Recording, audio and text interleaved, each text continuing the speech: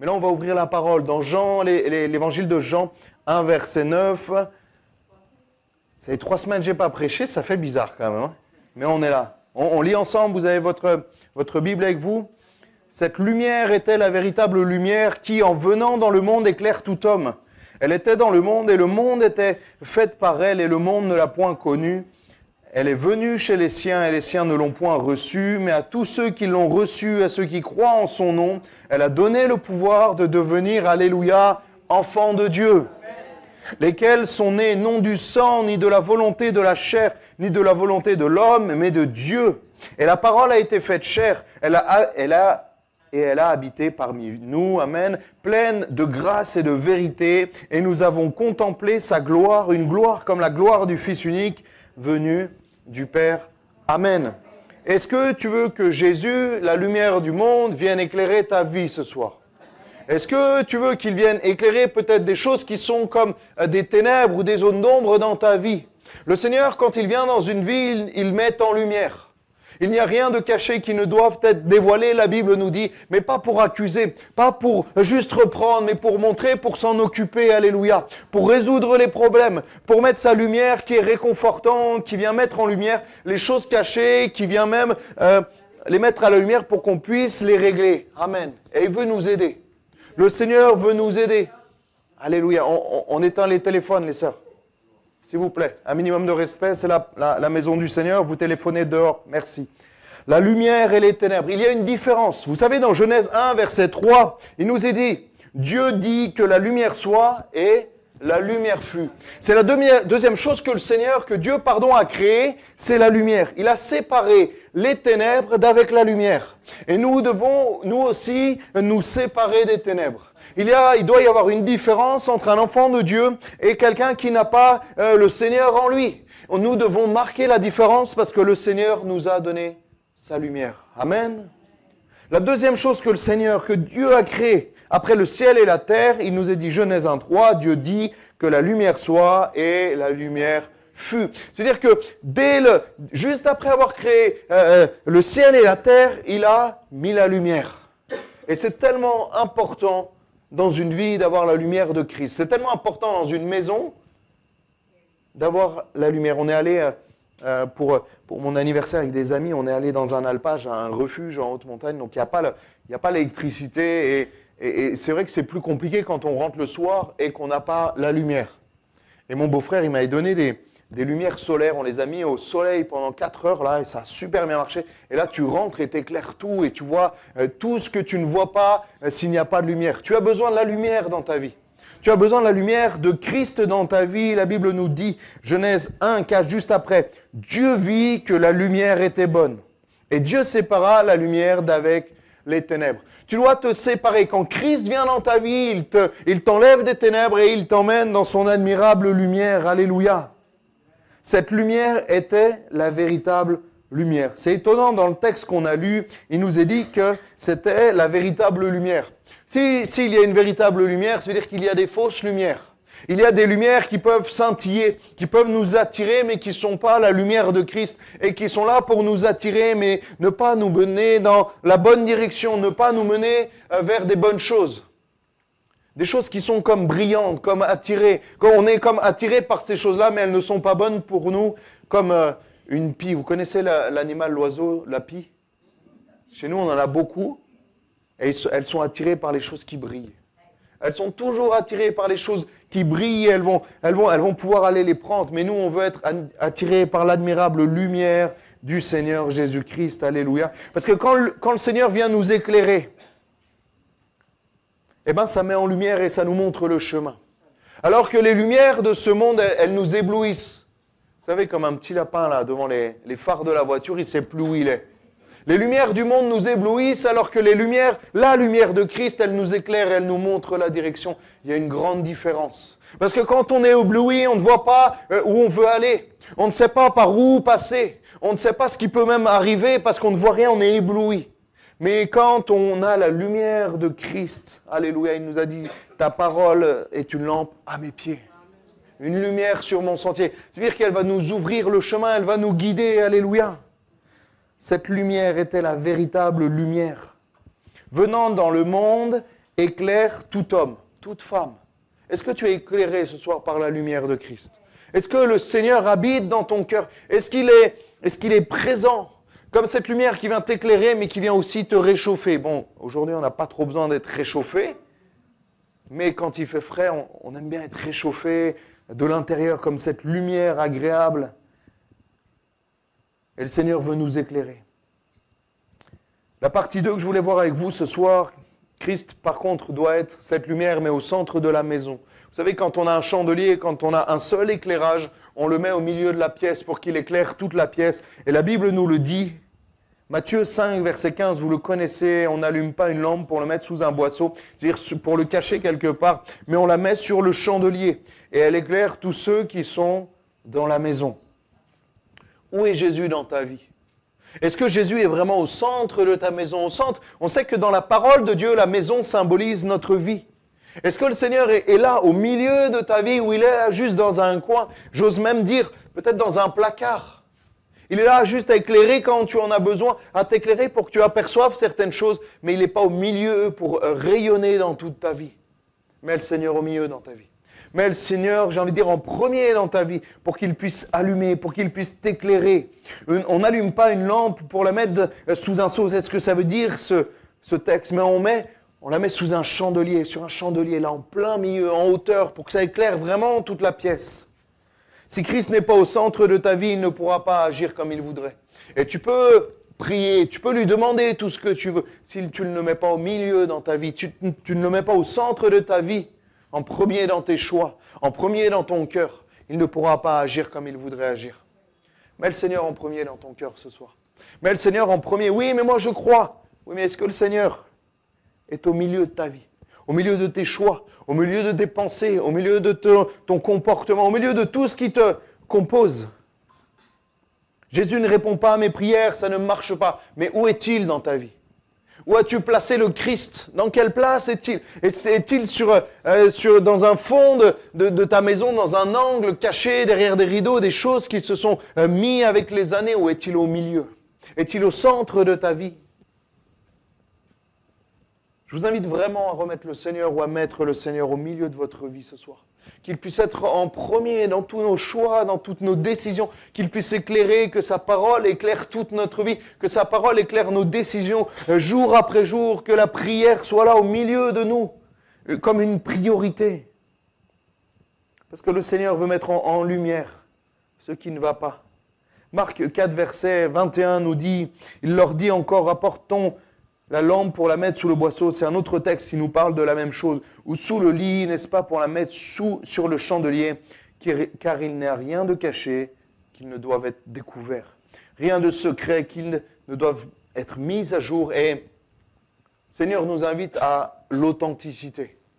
Je disais au frère d'une amie en vacances cette semaine, qui était nature, qui des fois sur certains aspects était un peu borderline, mais je me disais, mais tu as une qualité que j'admire chez toi, c'est ton authenticité. Des fois, c'était un peu trop parce que des fois, c'était un peu gênant, mais il était authentique. Cet homme est authentique. Et je crois que c'est la qualité préférée du Seigneur. Je crois que l'authenticité, le fait d'être vrai devant Dieu, c'est la qualité première. Le Seigneur, au-delà même du péché, s'agaçait, s'énervait contre l'hypocrisie. C'était on a l'impression, moi je lis comme ça dans la parole, ce qui l'agaçait le plus le Seigneur, c'était même pas le péché, c'était l'hypocrisie, la religiosité. Parce qu'avec un hypocrite, il ne peut pas travailler. Avec un pécheur, il peut travailler. Avec quelqu'un d'authentique même qui est dans le péché jusqu'au cou, j'ai envie de dire, il peut travailler avec lui. Alors que l'hypocrite, même avec ça de péché, il ne pourra pas travailler parce que l'hypocrite va se cacher, va dire non mais moi je vais bien, moi j'ai un beau vêtement, je chante bien, je suis de service à l'église, moi je suis croyant, j'ai une croix autour du cou, mais moi j'ai pris le baptême quand j'étais enfant, j'ai fait ma communion. Le Seigneur va être violent, virulent dans ses paroles avec les hypocrites, jusqu'à les traiter de race de vipères. Moi je veux être authentique. Parce qu'en fait, quand on réalise qu'être authentique devant le Seigneur, c'est juste être honnête parce qu'il sait tout, il voit tout, il connaît toutes choses. Et le Seigneur nous invite quand même à cette transparence. Parce que rien n'est caché qui ne doit être découvert. On peut mentir aux hommes, on peut mentir à sa femme, on peut mentir à son mari, à ses enfants, à ses parents, à ses collègues de travail, à tout le monde. Vous savez, des fois, il y a des drames à la télé, aux journaux, et les voisins ils disent « mais il était gentil, mais on avait de très bon contact avec ce monsieur, mais c'était vraiment la famille modèle », et on voit des drames terribles. On peut mentir aux hommes, mais on ne peut pas mentir à Dieu. C'est pour ça que le Seigneur nous invite à mettre en lumière certaines choses, non pas pour nous accuser, mais pour qu'on puisse s'en occuper. Et le Seigneur, même dans la confession, non pas dans la confession à un homme pour avoir le pardon des péchés, mais des fois, c'est bien d'être accompagné d'un frère ou d'une sœur de confiance pour mettre en lumière certaines choses. Dans notre vie de péché, il y a des moments où j'étais dans une situation de péché très compliquée, à mon adolescence, et le Seigneur m'a dit, va le dire à un pasteur, va le dire, va, avance-toi à la prière et dis-lui. Et vous savez, j'avais comme un sentiment de honte. Et au moment où je l'ai dit, j'étais plus seul. J'ai comme été libéré de ce poids du péché. Parce que l'ennemi ne me tenait plus captif avec ce péché. Parce que j'en ai parlé à un frère et on a pu prier. Et ça m'a comme libéré. Ça m'a comme libéré. J'ai pris cette victoire sur ce péché. Alléluia. Parce que l'ennemi veut nous tenir dans l'ombre. L'ennemi veut t'appuyer sur la tête quand tu es sous l'eau pour que tu restes encore plus sous l'eau. Il ne veut pas la lumière de Christ, l'ennemi. Mais toi, tu dois sortir de cela et mettre la lumière de Christ dans toute ta vie. Alléluia. La lumière de Christ va mettre tout en lumière, tout ce qui va bien, mais aussi tout ce qui va peut-être moins bien dans ta vie, et là où tu as besoin de l'action de Christ. Le Seigneur ne fait pas juste mettre sa lumière, dire tu es nul, tu as fait ça, il y a ça dans ta vie, tu es né dans le péché, tu vas mourir dans le péché. Non, il met en lumière pour que tu puisses aussi t'en occuper et aussi apporter ces choses-là au Seigneur. Pour qu'il puisse s'en occuper, qu'il puisse régénérer ta vie, régénérer ton cœur. Est-ce que vous avez... Des fois, on croit qu'on est propre, qu'on va bien, qu'on est bien. Moi, à un moment donné, j'avais fait mes vitres. Ça m'arrive. Et je les croyais vraiment propres. Pour moi, elles étaient propres. Je m'assois dans le canapé, et là, un rayon de soleil vient. Ça vous est déjà arrivé? Il n'y a que des sœurs qui font oui. Bon, moi, je suis obligé de fermer mes fenêtres. Et là, je dis, waouh, mais en fait, elles sont vraiment pas belles. Je crois que j'ai empiré la chose. Mon chiffon, il devait être gras. C'était horrible. Mais à première vue, sans lumière, dans l'ombre, ça allait bien. Elles étaient propres, transparentes. On voyait à travers, on voyait aucune tache. Il n'y avait aucun problème. Un rayon de soleil a suffi pour mettre en lumière toutes les taches qu'il y avait sur mes vitres. Et c'est ce que veut faire le Seigneur avec nous. Non pas pour nous accuser, dire, Samuel, tu es nul, tes vitres, tu les as mal lavées. Mais pour dire, il faut que tu retravailles encore ces choses-là. Et je vais t'aider. Je vais t'aider à avancer. Je vais t'aider à enlever tout ce qui n'est pas bon dans ta vie pour que tu puisses avancer, pour que tu puisses progresser. Alléluia. On peut penser que tout va bien, mais il y a des choses qui sont peut-être enfouies profondément, des choses même dans nos pensées, dans notre cœur. Peut-être le manque de pardon, peut-être l'amertume, peut-être des choses qui freinent l'action de Dieu. Oui, mais moi ça va, je n'ai pas de problème avec ça. Je crois qu'on a un peu tous des problèmes avec cela. Et ce soir, on va prier pour que le Seigneur y mette la lumière dans nos cœurs qui nous montre. Mais ça, pour ça, il faut avoir de l'humilité. Et ce soir même, moi, je vais le faire pour ma propre vie. Que le Seigneur me montre s'il y a des choses, et je pense qu'il y en a, des choses qui ne sont pas à la gloire de Dieu, des choses dans mon caractère, dans mon comportement, dans mes pensées, dans mes paroles, où je vais inviter le Seigneur à mettre sa lumière sur ces choses-là pour me montrer.